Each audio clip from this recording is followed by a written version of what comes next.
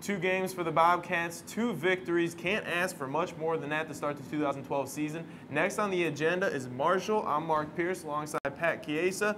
It's the Battle of the Bell once again. Ohio blew out Marshall last year 44-7, but lost the previous 6 meetings against Marshall.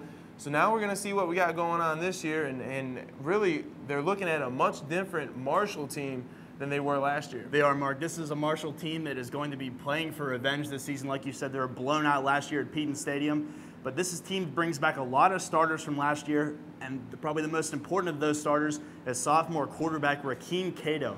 He has led this team through 2 games so far this season. They have the #1 passing offense in all of the FBS, over 420 passing yards a game. Cato spearheads that offense. He's thrown for 5 touchdowns and just 1 interception. And keep in mind, one of the first 2 teams they played against was West Virginia. It was ranked 11th in the nation. But as strong as this offense has been, their Achilles heel, Mark, is probably their defense. 119th in the nation in points against.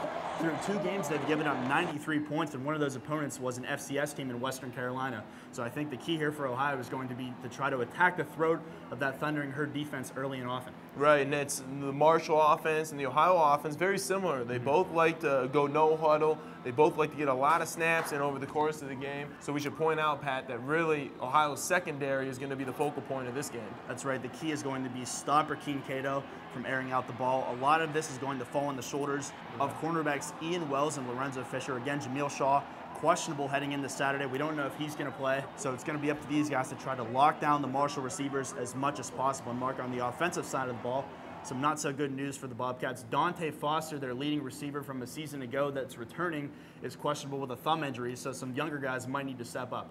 And Pat, those younger names we've seen already over the course of this season, Landon Smith, Ryan Clark, and of course Jordan Thompson, this passing game just needs to keep doing what they're doing. A lot of success in the first 2 games, and we can't forget Bo Blankenship in the rushing attack. He's been so impressive over the course of the first 2 games.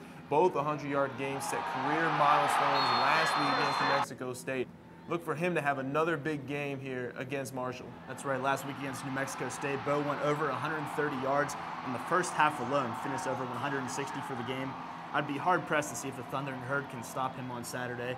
After a record-setting crowd at Peden Stadium against New Mexico State, Coach Solich is hoping the Bobcat fans travel pretty well to Marshall. I think we're picking up fans every year, and you know, winning has something to do with that, a lot to do. And I think at every school around the country, and so we're getting great support, and it would be great to see a lot of green. And Mark, that 12th man could certainly be a factor for Ohio, as you can bet the Thundering Herd are going to come out Saturday night with a chip on their shoulder. No doubt about it, Pat. Only time will tell to see if the Bobcats can pick up that 3rd straight win, stay undefeated. Remember, kickoff is set for 6:30 on Saturday. You can follow the Bobcat Showcase on Twitter at Bobcat Showcase for live in-game updates. For Pat Chiesa, I'm Mark Pierce. Brad, back to you.